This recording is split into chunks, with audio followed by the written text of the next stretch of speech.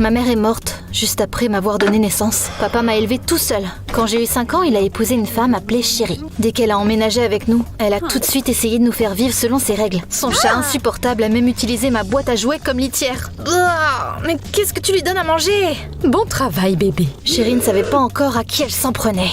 La mission de se débarrasser de ma belle-mère était déclenchée. D'abord, j'ai caché mon canari et j'ai dit à papa que le chat de Chérie l'avait mangé. Fluffy n'aurait jamais fait ça. Je l'ai vu de mes propres yeux. Heather, il n'y a pas quelque chose que tu voudrais nous dire? J'ai suivi le regard de papa et j'ai vu mon canari voler derrière moi. Il avait dû réussir à se libérer. Papa s'est fâché contre moi pour avoir menti. Mais je n'ai pas abandonné et j'ai continué à essayer de piéger Chérie. Mais ma belle-mère avait une longueur d'avance sur moi à chaque fois. Et papa a fini par arrêter de me croire. On a décidé de t'envoyer dans un pensionnat. Je donnerai un autre enfant à ton père et il t'oubliera.